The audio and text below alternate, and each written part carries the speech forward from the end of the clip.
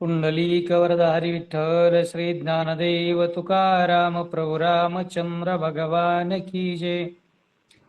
श्री गणेशाय नमः. श्री सरस्वते नमः. श्री प्रभु रामचंद्राय नमः. सकळ सैन्येशी नरपती मिनिमंत्रवी ऋषी हाती कामधेनु अनावित धरती ऋषी प्रती सांगोनी.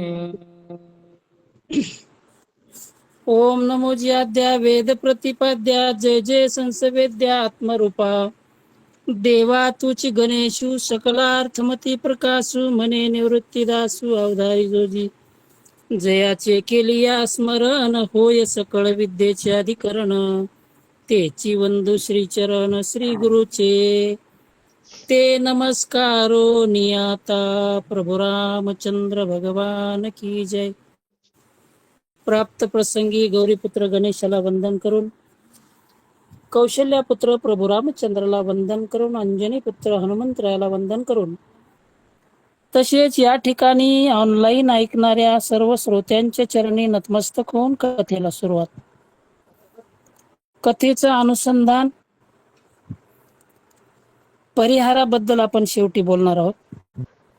कथेचं अनुसंधान असं आहे की या ठिकाणी भगवान परशुराम, जमदग्नी ऋषी, रेणुका माता यांची जी कथा आहे ती कथा नाथबाबा आपल्याला सांगतायत.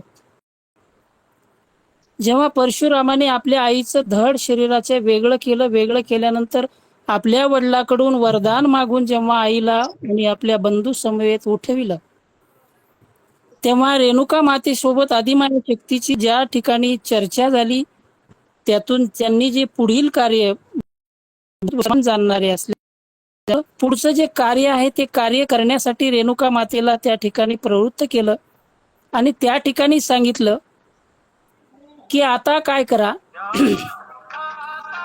सगळ्या सैन्य आणि राजा सहस्त्रार्जुन त्या वनामध्ये येईल.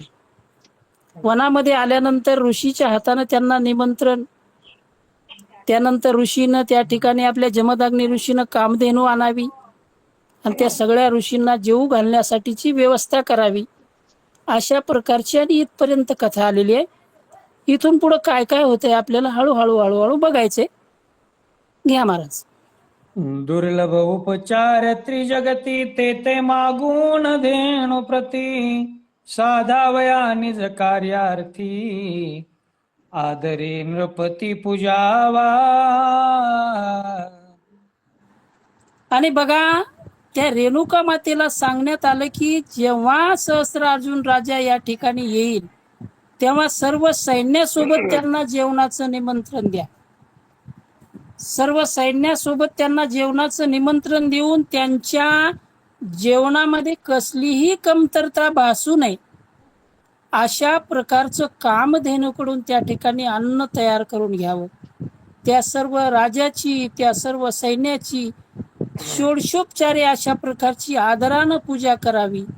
अशा प्रकारची माहिती रेणुका मातेला आदिमाया शक्ती देऊ लागली. करिता दोन्ही शक्ती भाषण तव परशुरामे आपण लाहोनी पित्याचे वरदान केले सावधान मातेशी. आणि बघा, अशा प्रकारे जेव्हा त्या दोन आदिशक्ती त्यांचं जे संभाषण चालू आहे ते संभाषण संपल्यानंतर म्हणले त्या ठिकाणी परशुरामानं आपल्या वडिलांच्या वरदानाच्या आधारे आपल्या आईचं त्या ठिकाणी जे धड म्हणले शिर आणि धड जे वेगळं केलं होतं ते वेगळं असलेलं त्या ठिकाणी जोडण्याचं काम केलं. आपल्या आईला त्या ठिकाणी सावध करण्याचं काम केलं.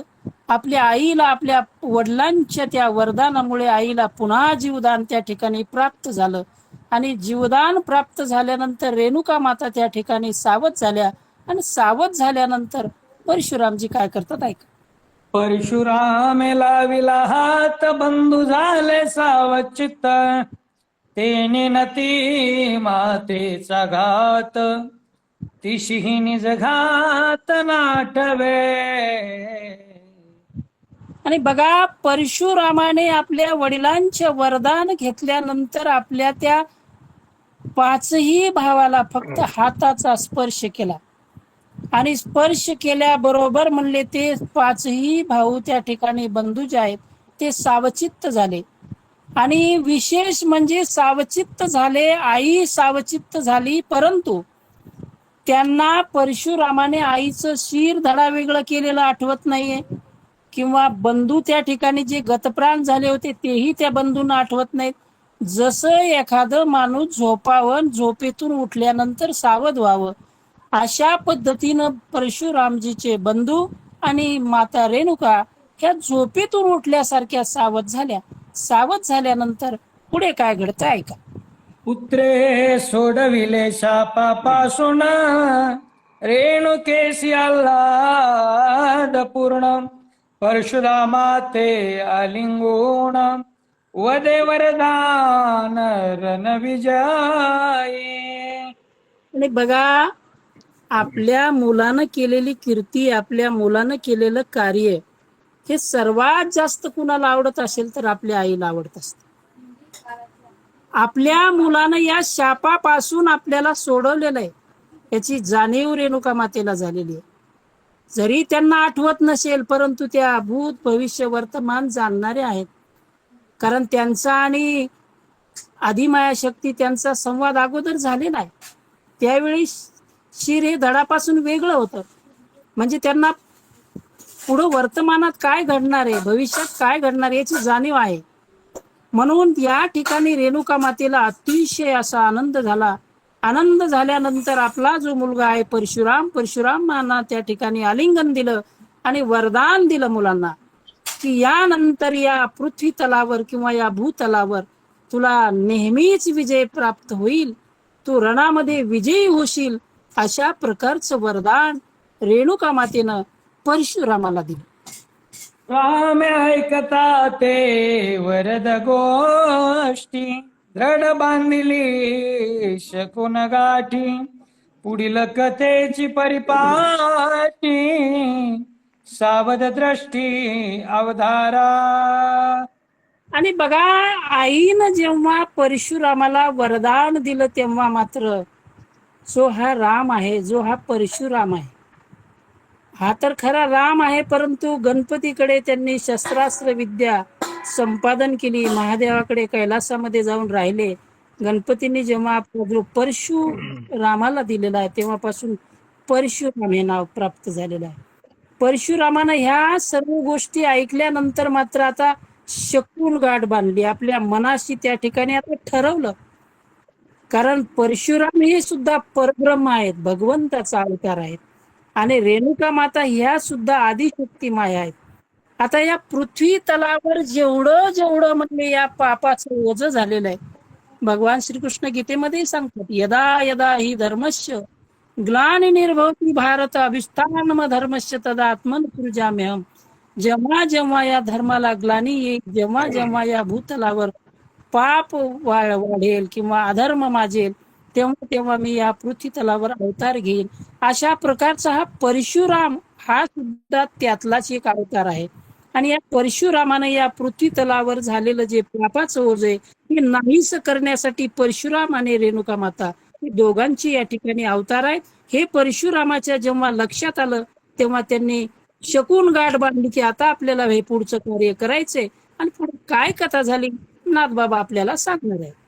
स्त्री पुत्र झालिया सावधान, जमदग्नी झाला अति उद्विग्न, केवढे क्रोधाचे विंदाण, अधपतनदायक.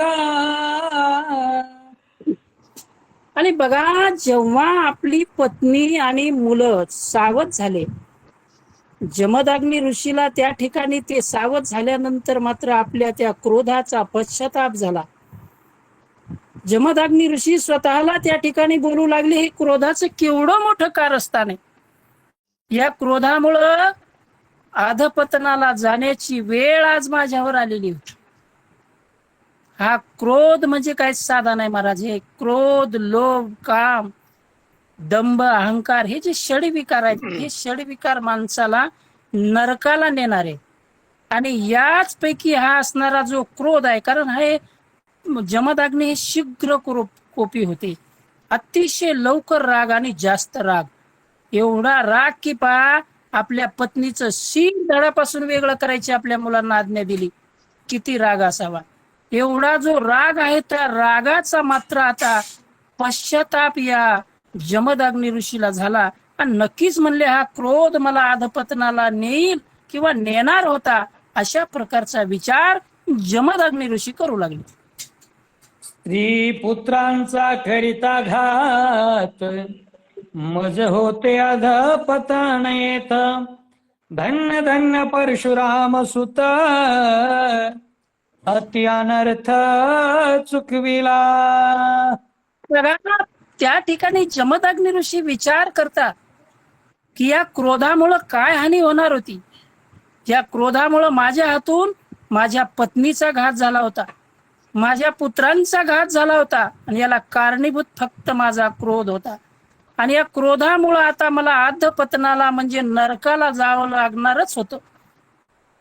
ते चुकणारच नव्हतं. परंतु माझा धन्य धन्य पुत्र परशुराम, या माझ्या मुलामुळे, माझ्या या पुत्रामुळे, माझ्या परशुरामामुळे तो नरकाला जाण्याचा आघात जो आहे तो चुकविला गेला. कारण त्यानं जर माझ्याकडून हे वरदान मागून घेतलं नसतं तर नक्कीच मला हे क्रोधामुळं मला नरकाला जावंच लागलं असतं. परंतु माझ्या परशुरामानं हे माझा पुढचा सर्व अनर्थ त्या ठिकाणी टाळला. असा तो क्रोधाचा पश्चाताप जमदग्नी ऋषीला झाला. माझे घेऊनी वरदान, माझे चुकविले अधपतन. क्रोधे ढकविले मज संपूर्ण, त्याची निर्दळन मी करीना. बघा, माणसाला पश्चाताप व्हावा आणि त्या पश्चातापातून माणसानं ती जी चूक आपल्या हातून घडली त्याची सुधारणा नक्कीच करायला पाहिजे. बरं, तेव्हाच तो पश्चाताप खरा तो पश्चाताप ठरतो. नाहीतर आपल्याला काय उगाच थोडासा पश्चाताप यायचा, पुन्हा नळी फुंकली सोनारे इकडून तिकडे गेले वारे, पुन्हा आपलं वागणं जर तसं काही फायदा नाही. त्यामुळे या ठिकाणी जमदग्नी ऋषीनं विचार केला, अरे हे माझं जे म्हणले क्रोधामुळं मला जे नरकाला जावं लागणार होतं ते माझ्या परशुरामामुळं चुकलेलं आहे. परशुरामामुळं मला आता ती तिकडं जायची गरज नाही. परंतु या क्रोधानं मला किती फसवलं, या क्रोधानं मला किती ठकवलं. असा हा क्रोध म्हणले काही कामाचा नाही. हा एवढा जो क्रोध आहे, या क्रोधामुळे किती मोठं नुकसान होणार होतं. एकतर स्वतःची पत्नी, स्वतःची मुलं त्या ठिकाणी प्राण त्यांचा आपण घेतला होता या क्रोधानं, आणि पुन्हा आपल्यालाही नरकाला जावं लागणार होतं. म्हणून अशा क्रोधाचं मी आता दमन करीन. आणि दमन केल्यानंतर मात्र आता या क्रोधाला माझ्याजवळ त्याला थारा राहू देणार नाही, येऊ देणार नाही क्रोधाला, असा विचार जमदग्नी ऋषी करू लागले. क्रोध म्हणजे केवळ मांग, तो मज माझी वसे सांग. जळ माझा योग याग, क्रोध डाग पवित्र. हा क्रोध म्हणजे काय, तर क्रोध हा शूद्र आहे म्हणले. आणि या क्रोधानं काय केलं, माझ्याच जवळ राहिला. बघा, जमदग्नी ऋषी काही साधे महान ऋषी नव्हते. खूप मोठी तपश्चर्या जमदग्नी ऋषींची होती. खूप मोठे ज्ञानी असून सुद्धा फक्त क्रोधाला जवळ ठेवलं, आणि त्या क्रोधानच त्या ठिकाणी त्यांचा घात केला होता. परंतु परशुरामाने त्यांचा अनर्थ चुकविला. असा जो क्रोध आहे म्हणले, या क्रोधानं माझ्या जवळ राहून मलाच फसवलं. म्हणून जळो जळो म्हणले हा माझा योग याग. मी जी एवढी तपश्चर्या करतो काय फायदा नाही म्हणले, जळून जाऊ म्हणले, याची राख हो. कारण म्हणले या क्रोधानं माझ्या या जीवनाला कलंक लावला म्हणले, आणि हा कलंक मी मिटवल्याशिवाय राहणार नाही. कारण क्रोध जो आहे हा क्रोध काय म्हणले चांगला नाही. आणि माणसाला जर क्रोध घालवायचा असेल ना, तर माणसानं त्या ठिकाणी क्रोध घालवलाच पाहिजे. ज्ञानेश्वर महाराज आपल्या ज्ञानेश्वरीमध्ये सुंदर ओवीमध्ये सांगतात, मुळाचे तोडणे जैसे होय का शाखा देशे, कामू नाशिले निनाशे तैसा क्रोधू. म्हणजे त्या ठिकाणी ज्ञानोबा राया सांगतात की झाडाचं मूळ तोडलं की त्याच्या फांद्या आपोआप जशा सुकतात किंवा वाळून जातात, तसा या क्रोधाचा मुळासकट त्या ठिकाणी त्याला खंदून काढायला पाहिजेत, खोदून काढायला पाहिजेत. तेव्हा तो क्रोध आपल्या अंगातला जातो आणि तेव्हा माणूस त्या ठिकाणी या षडविकारापासून मुक्त होतो. अशा प्रकारचा क्रोध, आता मी याला जवळ ठेवणार नाही, जमदग्नी ऋषी बोलतात. क्रोध एवढा महावैरी बैसला असता जिवारी, जो ज्ञानाची मानी थोरी, तो संसारी महामूर्ख.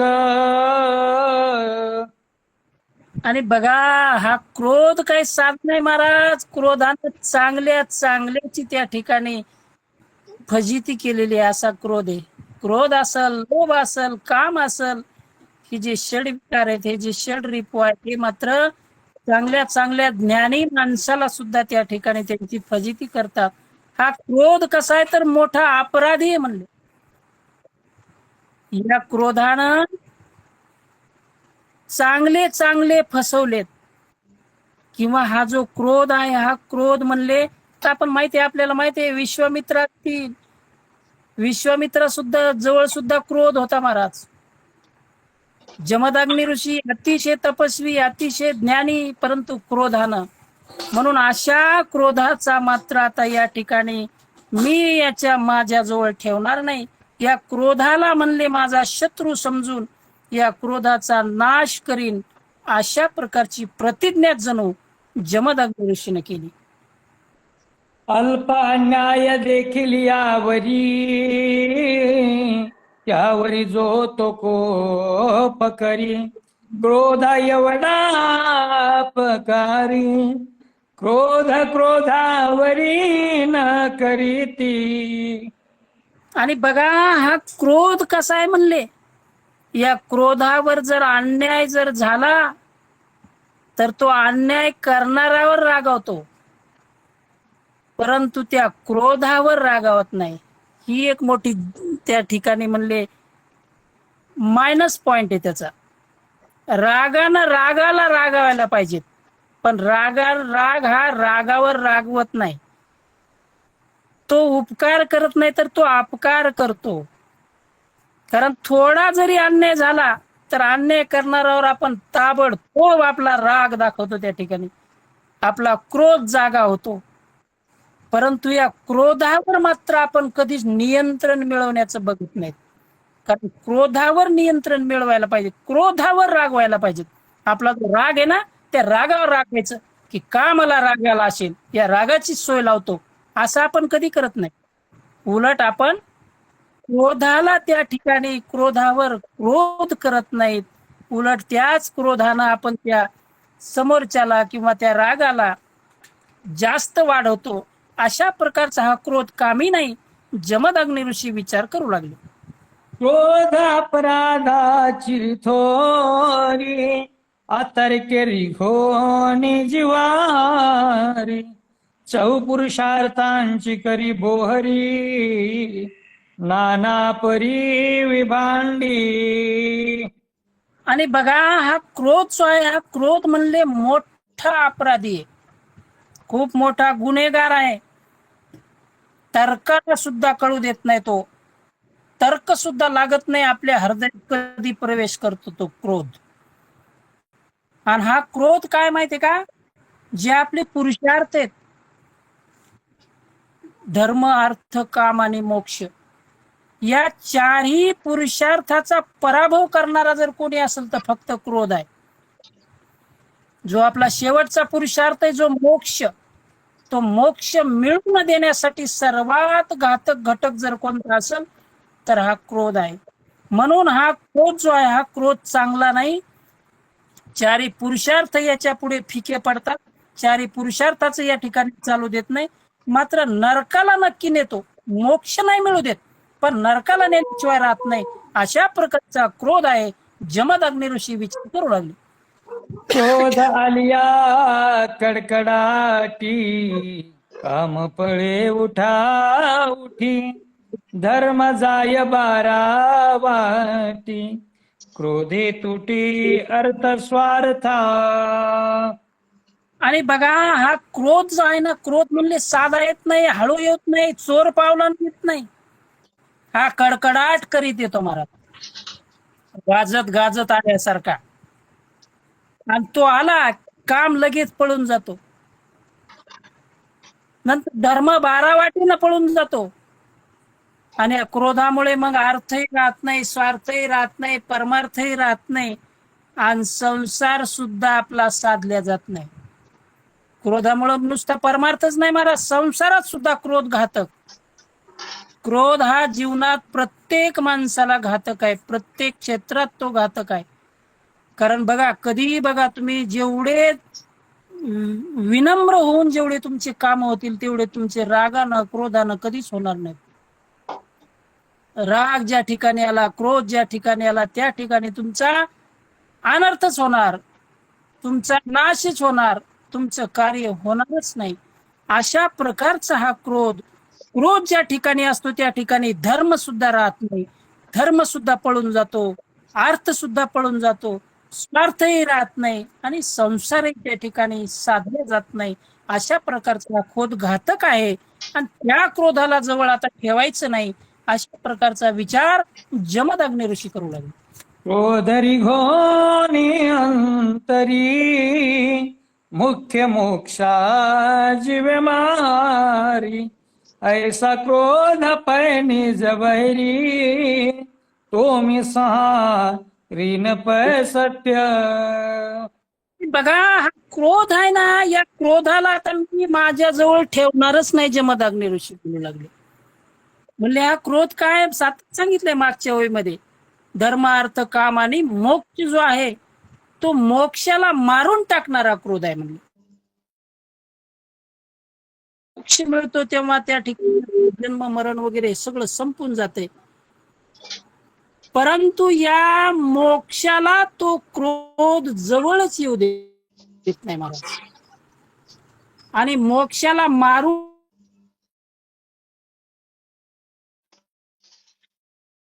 क्रोधासारखा दुसरा कोणताच वैरी नाही. आणि मुख्य जो आपला वैरी असतो त्याचा संहार माणसानं केलाच पाहिजे, त्याचा त्या ठिकाणी नाश केलाच पाहिजे. म्हणून या क्रोधाचा मी नाश करीन, याचा मी संहार करीन, जमदग्नी ऋषी त्या ठिकाणी बोलू लागले. ऐसे बोलो नि ऋषी आपण, दृढ घालो नि आसन, आवरोणी प्राणा प्राण, क्रोध दहना करू पाये. बघा, जेवढं म्हणतात ना, गरजेल तो पडेल काय, माणसानं बोले तैसा चाले त्याची वंदावी पावले. जमदग्नी ऋषीनं नुसता विचार नाही केला महाराज, आपण विचार करणार आहेत. आपण करतो, उद्या आपल्याला, उद्यापासून खोटं बोलायचं नाही, उद्यापासून आपल्याला क्रोध येऊ द्यायचा नाही, ही आपली फक्त बोलण्यापुरतीच भाषा असते महाराज. उद्या जर आला की उद्यापासून आपण नेहमीच येतो पावसाळा, तशा प्रकारे चालू. पण इथे जमदग्नी ऋषीनं मात्र जसं बोलले तसंच कृतीत आणायला सुरुवात केली. लगेच एवढं त्यांनी बोलल्यानंतर लगेच दृढ आसन घातलं. आपल्या नाकातील प्राणवायू, गुद्वारातील अपान वायू यांची एकरूपता करून त्यांना दोघांना आत खेचलं महाराज. आत खेचून त्या ठिकाणी आपल्या अंगामध्ये असणारा जो क्रोध आहे, या क्रोधाचं दमन करायला सुरुवात केली. क्रोध मने ऋषी विचारी, मज निघाल्या देहा बाहेरी, व्रता जाईल तुझी थोरी, तृणावारी न पुसती. पहा महाराज, ज्या वाईट गोष्टी असतात त्या वाईट गोष्टी खूप पटवून सांगतात बरं, कारण ते लवकर पटते बी माणसाला. या ठिकाणी क्रोधानं सांगितलं जमदग्नी ऋषीला, महाराज तुम्ही हा जो खटाटोप करताय, हे क्रोधाला म्हणजे मला काढून टाकण्यासाठी तुम्ही जे हे नियोजन केलं, हे चुकतंय बरं तुमचं. कारण जेव्हा मी तुम्हाला सोडून जाईल तेव्हा तुमच्यातला मोठेपणा पण जाणार आहे सोबत. तुम्हाला कोणी विचारणार नाही, तुम्हाला कचऱ्याप्रमाणे धरतील, गवतासारखं समजतील. आता तुमचा जो वट आहे, आता तुमचा जो रुबाब आहे, हा फक्त माझ्यामुळे आहे. मी क्रोध तुमच्या सोबत आहे म्हणून तुम्हाला त्या ठिकाणी सगळे त्रिभुवनातले लोक भीतात. पण जेव्हा मी तुम्हाला सोडून जाईल ना, तेव्हा तुम्हाला कुणीही विचारणार नाही. अशा प्रकारचा क्रोध जमदग्नी ऋषीला बोलू लागला. ऐक माझ्या वस्तीची थोरी, म्या प्रवेशोनी नरसिंह शरीरी, हिरण्यकश्यपू एवढा वैरी, नखाग्री निवटिला. हे जमदग्नी ऋषी, माझ्या पराक्रमाची थोरी बघायची का? सांगू का तुला माझ्यामध्ये काय काय आहे तर? अरे मी जिथं जिथं राहिलो तिथं तिथं मोठी कीर्ती केली, मोठा पराक्रम केला, खूप मोठी ख्याती केली. तुला सांगायचीच असेल तर ऐक. म्हणले जेव्हा म्हणले नरसिंहाचा अवतार झाला, तेव्हा नरसिंहाच्या अवतारामध्ये नरसिंहाच्या देहामध्ये मी प्रवेश केला होता. क्रोध सांगतोय. आणि जेव्हा मी त्या नरसिंह शरीरामध्ये प्रवेश केला, तेव्हा एवढा मोठा असणारा हिरण्यकश्यपू सारखा घातक वैरी फक्त नखानेच खुडून मारला, नखानच आतडे बाहेर काढले. एवढी माझी ख्याती, एवढा माझा पराक्रम आहे, म्हणून मला बाहेर घालवण्याच्या फंद्यात कशाला पडता महाराज? मी जर तुमच्यापासून गेलो तर तुम्हाला काडीची किंमत राहणार नाही. क्रोध जमदग्नी ऋषीला बोलू लागला. म्या शिवरूपी घालो निठाणे, त्रिपुर निवटिला क्या बांधे, माझे नियोगे त्रिनयने, जीवे मारणे जालंधर. महाराज म्हणले माझी ख्याती खूप मोठी आहे. मी भगवान शंकराच्या देहात राहून त्रिपुर नावाच्या मोठ्या राक्षसाचा त्या ठिकाणी नाश एका बाणानच केला, आणि तो फक्त माझ्यामुळे झालेला आहे. मी जर म्हणले महादेवांच्या भगवान शंकराच्या देहामध्ये नसतो तर कदाचित तो त्रिपुरा राक्षसांचा नाश झाला नसता. माझ्यामुळेच म्हणले भगवान शंकरांनी जालिंदर दैत्याचा सुद्धा नाश केला. माझी ख्याती लहान नाही महाराज. मला तुम्ही या ठिकाणाहून बाहेर काढण्याचा प्रयत्न करू नका. तुमची किंमत कमी होईल, तुम्हाला त्या ठिकाणी काडीची किंमत राहणार नाही. गवताप्रमाणे तुमचं त्या ठिकाणी तुम्हाला लोक समजतील, म्हणून मला काढण्याचा प्रयत्न करू नका. क्रोध विनंती जमदग्नी ऋषीला करू लागले. म्या हरी घोनी विष्णू देही, मधुकैठभ मारिले ठाई, म्या संचरोनी कुमाराच्या देई, मर्दिला पाहिल नासुर. हे म्हणले माझी ख्याती लहान नाही. कितीतरी तुला उदाहरणं देता येतील. स्वतः भगवान विष्णूच्या देहामध्ये म्हणले मी प्रवेश केला, तेव्हा म्हणले मधु आणि कैटभ नावाच्या 2 दैत्यांना जागीच भगवान विष्णूने मारून टाकलं. मी म्हणले कार्तिक स्वामीच्या देहामध्ये गेलो, तेव्हा म्हणले कार्तिक स्वामीनं लवणासूर नावाच्या राक्षसांचं मर्दन केलं. म्हणून माझी ख्याती काही लहान नाही. ऋषीवर्या, मला तुम्ही तुमच्या देहातून बाजूला काढण्याचा प्रयत्न करू नका, अशी क्रोध विनंती जमदग्नी ऋषीला करू लागले. ऐसे माझी नियोगे जाण, देवाही केले दुष्ट निर्दळण, विचारी ऋषिराया तू आपण, मजविना तू तृण प्राय. हे ऋषीवर्या, हे जमदग्नी ऋषी, तुम्ही विचार करा, तुमच्या मनाला विचारा. मी ज्यांच्या ज्यांच्या देहामध्ये गेलो त्या ठिकाणी अनेक दुष्टांचा सुद्धा संहार झाला. प्रत्येक देवाच्या देहामध्ये मी त्या ठिकाणी गेलो आणि त्यामुळे सर्व दानवांचा नाश करण्यामध्ये माझा महत्वाचा वाटा राहिलेला आहे. म्हणून तुम्ही विचार करा महाराज, तुम्ही जर म्हणले माझ्याशिवाय राहिले तर तुम्ही कचपटा समान रासाल, कचऱ्याप्रमाण रासाल, गवताप्रमाण तुमची किंमत होईल. म्हणून तुम्ही मला तुमच्या शरीराच्या बाहेर काढण्याचा प्रयत्न करू नका. त्या ठिकाणी क्रोध जमदग्नी ऋषीला विनंती करू लागला. तू मज दवडिल्या ऋषी, तुझी दशा होईल कैशी, ते मी सांगेन तुझ पाशी, सावधानेशी अवधारी.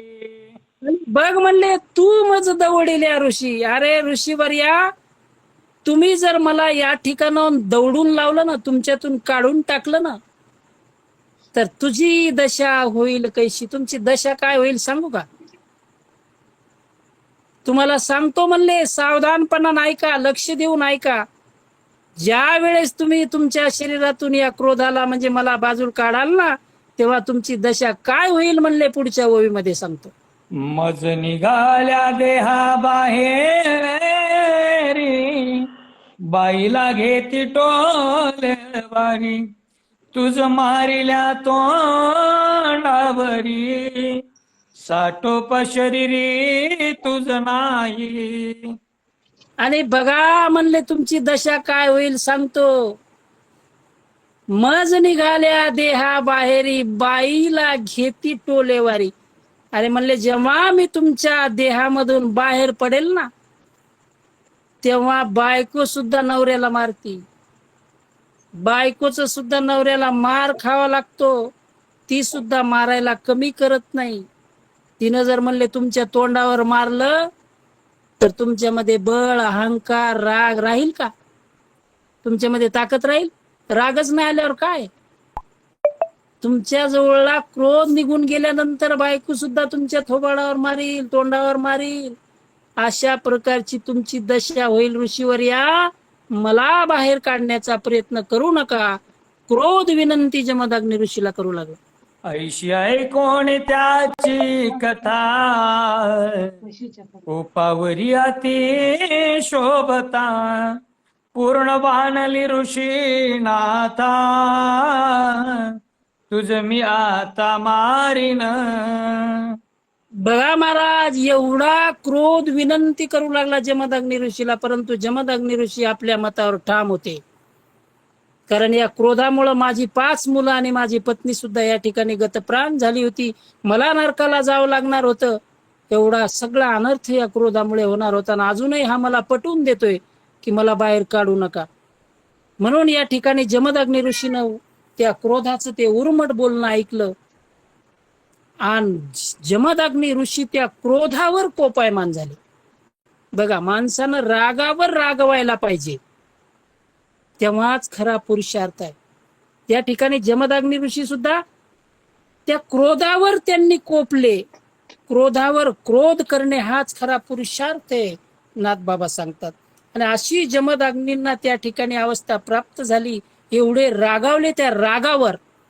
आणि आता म्हणतात, हे रागा, हे क्रोधा, तुला मात्र मी आता मारून टाकल्याशिवाय राहणार नाही. तुला ठेवतच नाही, आता तुझा संहारच करून टाकणार. अशा प्रकारची जमदग्नी ऋषी रागाला त्या ठिकाणी बोलू लागले. भगवंताची वाक्ये थोरी, काम क्रोध लोभ ज्याचे शरीरी, त्याची वस्ती नरका भितरी, त्याच्या घरी नित्य नरक. आणि बघा, या ठिकाणी सांगतात की काम, क्रोध आणि लोभ हे नरकाला जाण्याचे मुख्य 3 दरवाजे आहेत महाराज.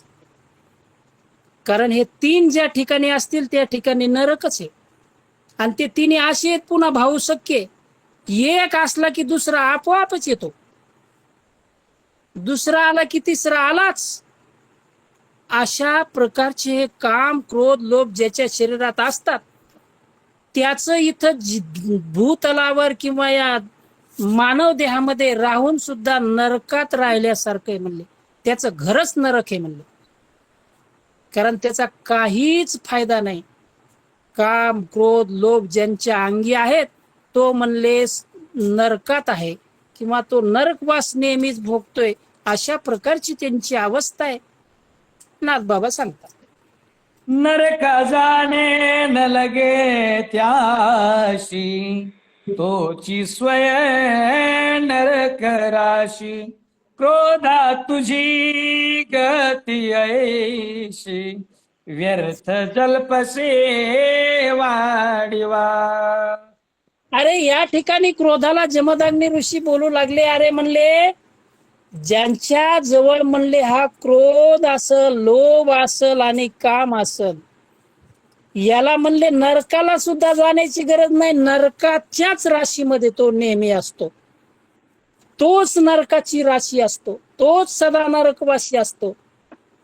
हे क्रोधा म्हणले व्यर्थ बडबड करू नको, उगाच मोठेपणा सांगू नको, मी याच्या शरीरात गेलो आणि त्याच्या शरीरात गेलो आणि याला मारलं आणि त्याला मारलं, काय सांगू नको म्हणला मला ती बडबड.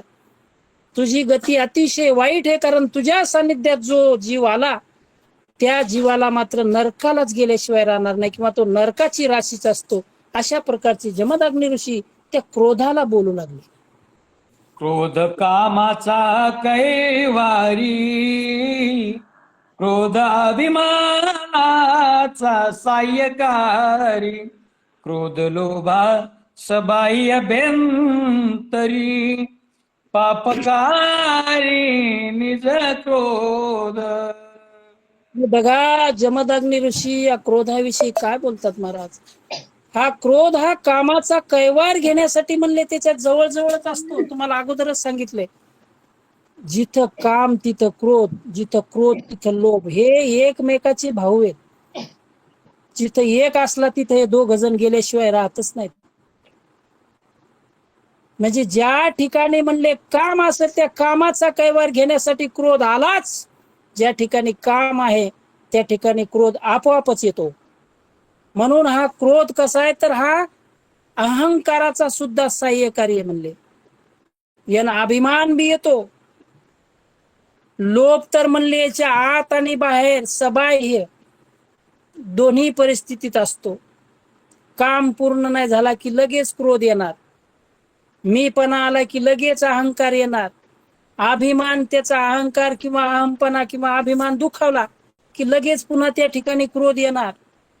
जसा एखादा लोभी माणूस कसा असतो, एखादी त्याची जर एखाद्या वस्तूवर भावना असेल आणि ती वस्तू जर मिळाली नाही तर तो राग येणार, त्याला क्रोध करणार. आणि मिळाली बी, तिला दुसऱ्या कोणी हात बी जरी लावला तरी सुद्धा त्याला राग येणार, म्हणजे क्रोध येणार. म्हणजे हे क्रोध, काम आणि लोभ हे कशी एकमेकाशी जुळते आहेत. एक आला की दुसरा येतो, दुसरा आला की तिसरा येतो, तिसरा आला की पुन्हा पहिला येतो, म्हणजे एकमेकाच्या सानिध्यातच राहतात. अशा प्रकारचा क्रोधा तू आहेस. जमदग्नी ऋषी क्रोधाला बोलू लागले. क्रोध संचरल्या देही, अनुमात्र हित नाही, पापाच्या कोटी पायी, क्रोधाच्या पायी तो डरी. आणि बघा हा क्रोध म्हणले, या क्रोधानं एकदा का माणसाच्या देहामध्ये संचार केला की त्या देहाचं किंवा त्या माणसाचं अणुमात्र, अणु एवढं, अणु म्हणजे सूक्ष्म वस्तू एकदम डोळ्याने दिसती किंवा दिसत नाही एवढ्या बारीकात बारीक अणुरेणू असतात, तेवढं सुद्धा हित होत नाही म्हणले ज्याच्या शरीरामध्ये क्रोध आहे.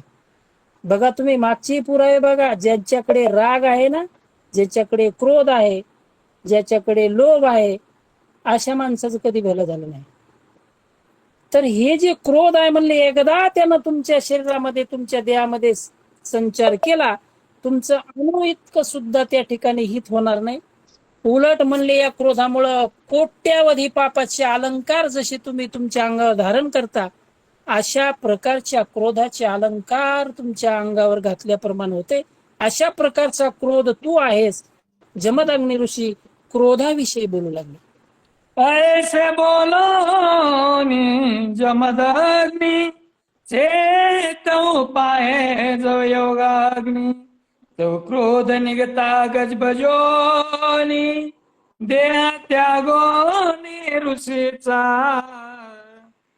आणि बघा एवढं सारं त्या क्रोधाला बोललं तरी क्रोध मात्र चिटकूनच बसू लागला बरं जमदग्नी ऋषीला.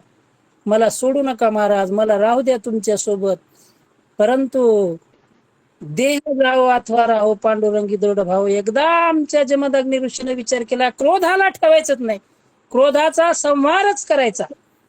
म्हणून आता जमदग्नी ऋषीनं काय केलं, स्वतः ठिकाणी आपला योगाग्नी प्रदीप्त केला. योगाग्नी प्रदीप्त केला. महाराज माईक बंद करा, बाबासाहेब महाराज. बर बाबासाहेब महाराज, बाबासाहेब. हो करतो.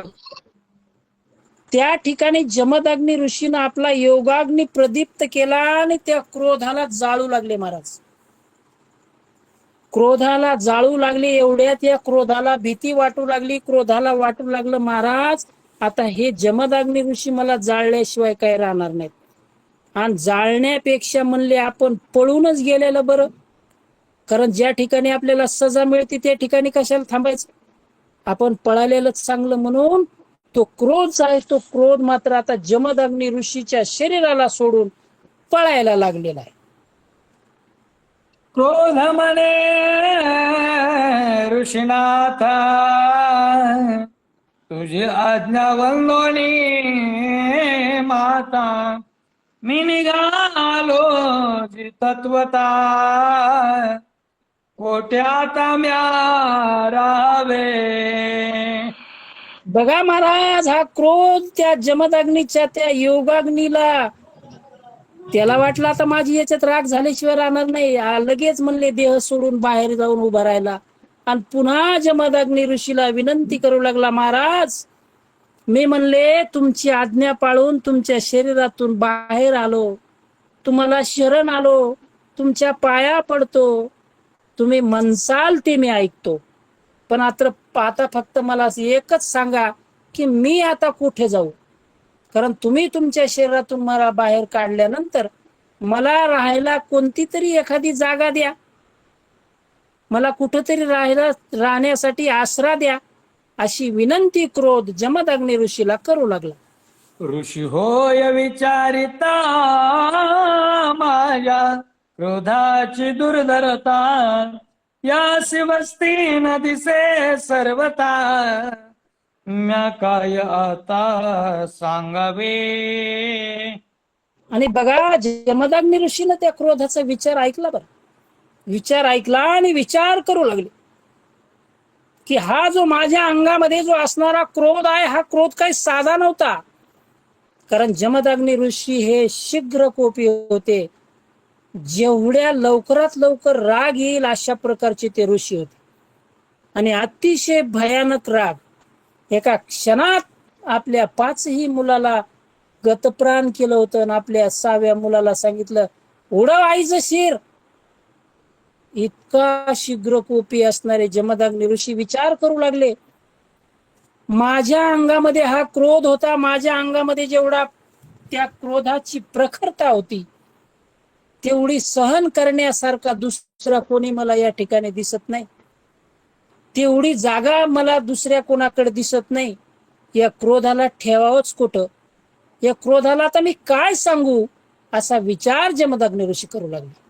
ऐशी जमदग्नी करिता चिंता परशुधरा कळले तत्वता चरणी ठेवो नियमाता होय बोलता ती नम्र. बघा महाराज, परशुरामाला आपल्या वडिलांची चिंता, वडिलांची काळजी मात्र कळून आली. जमदग्नी ऋषी ज्या चिंतेत होते, ज्या काळजीत होते, जो विचार करू लागले त्या क्रोधाविषयी, त्यांचा भाव परशुरामांना कळाला. ते लगेच आपल्या वडिलांच्या जमदग्नी ऋषीच्या पायावर त्या ठिकाणी नतमस्तक झाले, नम्र झाले आणि आपल्या पिताश्रीला काय बोलू लागले ऐका. स्वामीचा कोपाती दारुण सर्वत्र करील दहन यासी करावे मदर्पण कृपा करुणा स्वामी. बघा परशुरामानं जमदग्नी ऋषीच्या पायावर नतमस्तक झाले त्या ठिकाणी आणि आपल्या पित्याला, त्या जमदग्नी ऋषीला बोलू लागले, स्वामी हा जो क्रोध आहे, हा क्रोध कसा आहे तर अतिशय दारुण आहे. याची तीव्रता खूप मोठी आहे. खूप दारुण अशा प्रकारचा हा क्रोध आहे आणि हा क्रोध सर्वत्र नाश करत राहील म्हणले. कधीच कुणाचं चांगलं होऊ देणार नाही. म्हणून आता तुम्ही काय करा, या क्रोधाला म्हणले माझ्या स्वाधीन करा, माझ्या ताब्यात द्या याला. माझ्या ताब्यात आल्यानंतर म्हणले याला कसं वागवायचं आणि कसं नीट करायचं ते मी करील. अशा प्रकारची विनंती आपल्या पित्याला जमदग्नी ऋषीला परशुरामजी करू लागले. जमदग्नी विचारे आपण माझ्या क्रोधाती साठवण परशुधर शुद्ध संपूर्ण हा रामार्पण करावा. आणि बघा, जमदग्नी ऋषीने त्या ठिकाणी परशुरामाची विनंती मान्य केली आणि विचारही केला. मागेल कोणी बी हो, परंतु ती वस्तू सांभाळण्याची त्याच्यामध्ये कुवतही लागेल. या ठिकाणी हा क्रोध जमदग्नीला माहित होता आपल्या अंगातला क्रोध कसा आहे. हा क्रोध काही साध्या सुद्या माणसाजवळ राहू शकत नाही. म्हणून त्याची पात्रताही तशीच लागल या क्रोधाला सांभाळण्याची, या क्रोधावर मात करणारा व्यक्ती लागल. म्हणून या ठिकाणी परशुरामाची विनंती जमदग्नी ऋषीनं मान्य केली आणि जमदग्नी ऋषीनं विचार केला की या माझ्या अंगातल्या या क्रोधाला साठवण्याची शक्ती फक्त माझ्या परशुरामामध्ये आहे. म्हणून हा परशुरामालाच हा क्रोध समर्पण करावा, हा क्रोध परशुरामाच्या स्वाधीन करावा, असा विचार जमदग्नी ऋषी करू लागले. ऋषी सांगे नित्य ब्रह्मचारी धन लोभ नाही ज्या भितरी जुद्विजांचा द्वेष न करी क्रोध त्या माझा रे शांतत्वे वसे. वा, जमदग्नी ऋषीने विचार केला, महाराज या परशुरामाजवळ हा क्रोध राहील का नाही, कसा राहील. तर या ठिकाणी जमदग्नी ऋषी विचार करतात, माझा परशुराम कसा आहे, तर जो नित्य ब्रह्मचारी, ज्याला त्या ठिकाणी ब्रह्मचर्य व्रत ज्यांच्या अंगामध्ये आहे, जे ते व्रत करतात, त्या माणसाला मात्र तिळभर सुद्धा स्वार्थ नसतो, तिळभर सुद्धा धनलोभाचा त्या ठिकाणी लोभ नसतो धनाचा. किंवा ज्या माणसाला त्या ठिकाणी कशाचीच गरज नाही, जो ब्रह्मचर्य आहे, त्या माणसाला कोणाचा द्वेषही करण्याची गरज नाही. म्हणजे हे ब्राह्मणाचाही सुद्धा त्या ठिकाणी द्वेष करणारा नाही. म्हणून हा जो क्रोध आहे म्हणजे हा परशुरामाजवळ अतिशय शांत राहील. कारण परशुरामाला क्रोध येण्याचा गरजच नाही ना, तिथं त्यांना कशाची गरजच पडणार नाही, कारण लोभ नाही. आणि जिथं लोभ नाही तिथं त्याची क्रोधाला यायची हिंमतच नाही. जिथं काम नाही तिथं लोभाला यायची गरजच नाही. तुम्हाला अगोदरच सांगितलं की जिथं काम तिथं लोभ, तिथं क्रोध. जिथं लोभ तिथं क्रोध बी येणार, काम बी येणार. पण ज्या ठिकाणी काहीच नाही, ब्रह्मचर्य व्रत आहे, कोणता त्या ठिकाणी स्वार्थ नाही, अशा ठिकाणी क्रोध कशाला राहील. क्रोध असला शांत राहील, हा विचार जमदग्नी ऋषीने केला आणि त्या क्रोधाला परशुरामाच्या स्वाधीन करण्यासाठी विचार करू लागले. याहून अन्यथा पै होता क्रोध करीन त्याच्या गाता जरी तुझ टाकेल तत्वता तरी मी आता अर्पिन. बघा, परशुरामाला सुद्धा जमदग्नी ऋषीने विचारलं, महाराज या क्रोधाला तुझ्या स्वाधीन करतो, परंतु परशुरामा तुला हे जे व्रत आहे किंवा हे जे पथ्य आहे हे तुला पाळावं लागेल. तुला ब्रह्मचर्य व्रत सोडता येणार नाही, तुला ब्राह्मणाचा द्वेष करता येणार नाही, तुझ्याजवळ लोभ आला नाही पाहिजे, तुझ्याजवळ काम आला नाही पाहिजे. अशा प्रकारचं जर पथ्य तू पाळलं तर मात्र तुला हा क्रोध मी तुझ्या स्वाधीन करतो. कारण तुझ्याजवळ जर म्हणले हे जर पथ्य तू पाळलं नाही तर हा क्रोध म्हणले घात केल्याशिवाय राहणार नाही. म्हणून हे मी तुला अर्पण करतो, पण एका अटीवर. माझी अट जर तुला मान्य असेल तर हा क्रोध मी तुझ्या स्वाधीन करतो. परशुरामाला जमदग्नी ऋषी बोलू लागले. द्रव्यदार लोभ जापाशी क्रोध तेथे सदा मुसमुसी ज्ञान गर्व ज्याचे मानशी क्रोध त्या पाशी चाविरा. पहा महाराज, या ठिकाणी एकनाथ महाराज किती सुंदर ओवी सांगतात. द्रव्यदार लोभ ज्यापाशी, क्रोध तेथे सदा मुसमुशी. ज्या ठिकाणी म्हणले जिथं धन आहे, जिथं बायको आहे, धनाचा, बायकोचा किंवा स्त्रीचा ज्यांना लोभ असतो, तेथे मात्र हा क्रोध मुसमुस करीत असतो म्हणले. किंवा ज्यांच्या जवळ म्हणले ज्ञानाचा गर्व आहे, त्या कलियुगामध्ये ज्ञानाच्या गर्वावाले माणसं जास्त झालेत महाराज. ज्यांच्याकडे थोडस जरी ज्ञान आलं तर त्या माणसाला गर्व आल्याशिवाय राहत नाही. आणि ज्या ठिकाणी गर्व येतो त्या ठिकाणी म्हणले हा क्रोध नेहमीच असतो, तो सावधच असतो किंवा जागाच असतो म्हणले. जेव्हा त्यानं त्यांच्या अंगातला गर्व काढला तेव्हा हा क्रोध तिथं टपकलेलाच असतो. अशा प्रकारचे नाथ बाबा या गर्वाविषयी, या क्रोधाविषयी आम्हा सर्व श्रोत्यांना सांगतात. ज्ञान गर्व दर्वेदारा, एही द्वारी क्रोधाचा मारा. हे जिंकिलिया परशुधरा, क्रोध का मारा तयाचा. आणि बघा, ज्या ठिकाणी म्हणले ज्ञान आहे, गर्व आहे, जिथं धन आहे, संपत्ती आहे, द्रव्य आहे, स्त्री आहे, यांच्या जवळ म्हणले हा क्रोध सारखा पडलेलाच असतो. म्हणून हे परशुरामा, हे परशुधरा, या ज्ञान, गर्व, द्रव्य, स्त्री यांना जो जिंकेल म्हणले त्यांचा क्रोध म्हणले चाकर होतो, चाकर नंतर होतो. ज्यांचं जे म्हणजे यांना जिंकू शकतात त्यांचा, ज्यांनी जिंकलं नाही त्यांचा नाही होणार नोकर. फक्त हे यांच्यावर ज्यांनी ताबा मिळवला त्या माणसाचा म्हणले क्रोध हा चाकर होतो. आणि अशा क्रोधाला तुझ्याजवळ जर ठेवायचा असेल तर या सर्वाच्या विरहित तुला राहावं लागल, या सर्वाच्या वेगळं तुला पथ्य पाळावं लागल. अशा प्रकारचे जमदग्नी ऋषी आपला मुलगा जो असणारा परशुराम महाराज, परशुरामाला त्या ठिकाणी सांगतात. आज आपण या संपूर्ण महाराष्ट्र भावात रामायण प्रेमी ग्रुपच्या माध्यमातून सेवा तर आम्हाला देणार कोणी नाही बरं. कारण जो तळ राखतो तो स्वतः पाणी पिऊ शकतो. म्हणून या ठिकाणी आजची सेवा एक आपल्या वर्षपूर्तीच्या निमित्तानं एक आम्हीच करावी म्हणून तुमच्या सर्वांच्या माफी मागून आम्ही सेवा ती घेतली.